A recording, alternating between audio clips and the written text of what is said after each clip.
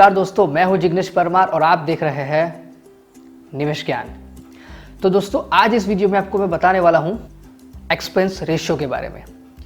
Mutual fund scheme selection parameters का ये एक पैरामीटर ये भी है कि एक्सपेंस रेशियो किसी भी स्कीम का कितना होना चाहिए, और ये बहुत ही इंपॉर्टेंट पैरामीटर है। और वो क्यों है, ये जानने के लिए आपको इस वीडियो को अंत तक देखना चाहिए।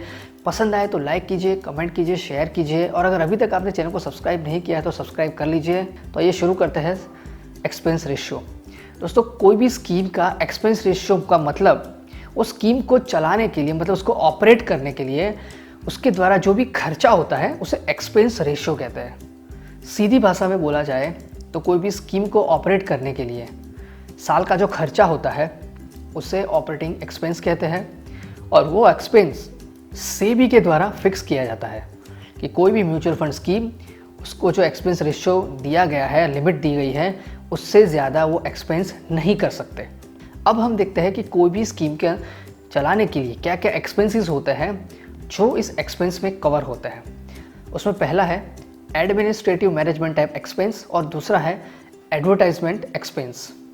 तो एडमिनिस्ट्रेटिव एक्सपेंस की बात करें तो कोई भी म्यूचुअल फंड स्कीम का अपना एक स्टाफ होता है, उसमें फंड मैनेजर से लेके क्लर्क है, प्यून है, और इस प्रकार के बहुत सारी एक टीम होती है जो इस म्यूचुअल फंड स्कीम को चलाती है। उसकी day to day routine activity है, उसे मैनेज करती है। तो उन सब की सैलरी हो गई, ऑफिस एक्सपेंस हो गया, स्टेशनरी एक्सपेंस हो गया। तो ये जो प्रकार का जो एक्सपेंस है उसे एडमिनिस्ट्रेटिव प्रकार का एक्सपेंस कहते हैं। उन सबको सैलरी भी देनी पड़ती है। तो ये सब जो है वो एडमिनिस्ट्रेटिव एक्सपेंस में आता है, और ये सारा एक्सपेंस उस स्कीम में से ही कवर किया जाता है। दूसरा है एडवर्टाइजिंग एक्सपेंस। पहले अगर हम रेगुलर प्लान की बात करें तो रेगुलर प्लान के अंदर एक ब्रोकरेज, जो म्यूचुअल फंड के जो एजेंट्स हैं उसके जो ब्रोकर है उनको जो ब्रोकरेज देना पड़ता है वो भी इस एक्सपेंस में कवर होता है। और साथ में जो आप बड़े बड़े बोर्ड्स देखते हैं, एडवर्टाइजमेंट देखते हो, पैम्पलेट है, ये सब प्रिंटिंग का खर्चा, तो ये सब जो खर्चा होता है वो एडवर्टाइजमेंट में आता है, एडमिनिस्ट्रेटिव और एडवर्टाइजिंग का खर्चा। तो ये दो मेन खर्चे होते हैं किसी भी स्कीम के एक्सपेंस रेशियो के लिए। यहाँ पर डायरेक्ट और रेगुलर प्लान में एक फ़र्क यहाँ पर है, एक्सपेंस रेशियो में है कि जो रेगुलर प्लान है उसमें ब्रोकरेज का खर्चा है वो एक्सपेंस रेशियो में आता है, और जो डायरेक्ट प्लान है वहाँ पर ब्रोकरेज जो होता है उसका जो खर्चा होता है वो नहीं होता है।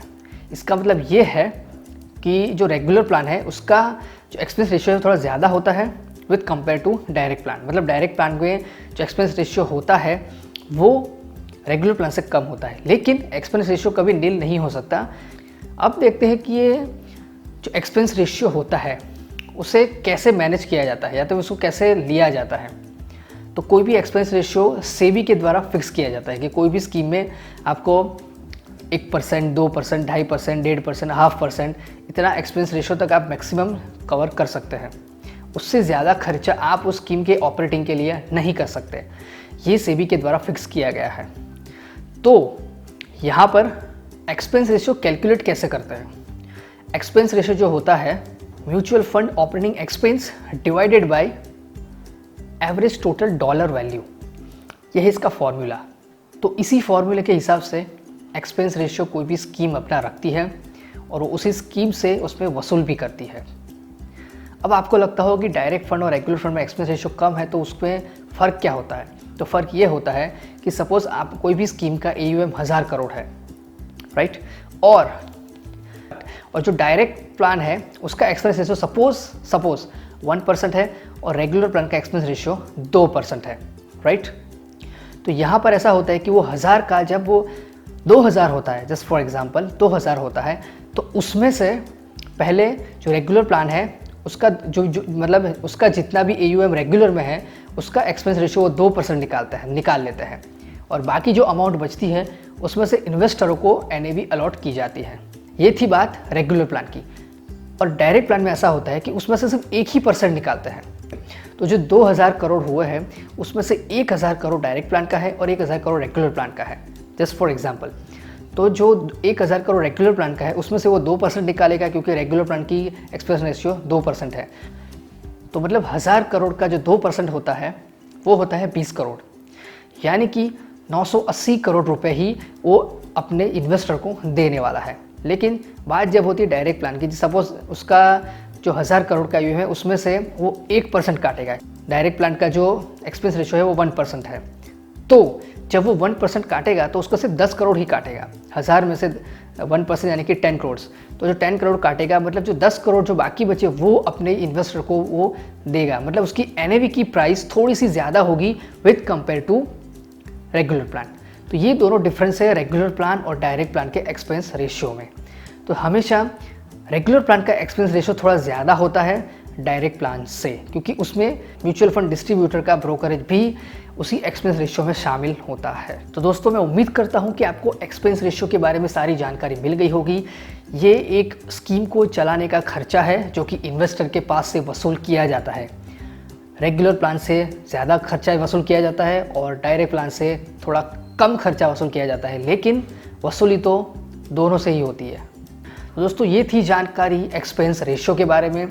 तो अगली बार जब आप किसी भी म्यूचुअल फंड में इन्वेस्ट करें तो ध्यान रखें कि वो एक्सपेंस रेशियो कम हो। जितना एक्सपेंस रेशियो कम होगा उतनी ज़्यादा एनएवी आपको मिलेगी और अल्टीमेटली वो लॉन्ग टर्म के अंदर आपको बहुत फ़ायदा होगा। लेकिन ध्यान रहे आपको उसके बारे में पूरी जानकारी होनी चाहिए। मैं हमेशा कहता हूँ कि अगर आपको म्यूचुअल फंड में बहुत जानकारी है, अगर आप एक्सपर्ट है तो ही डायरेक्ट फंड में इन्वेस्टमेंट कीजिए, वरना तो फिर डायरेक्ट में इन्वेस्ट करने का जोखिम मत उठाइए। तो आपके लिए रेगुलर फंड बेस्ट है।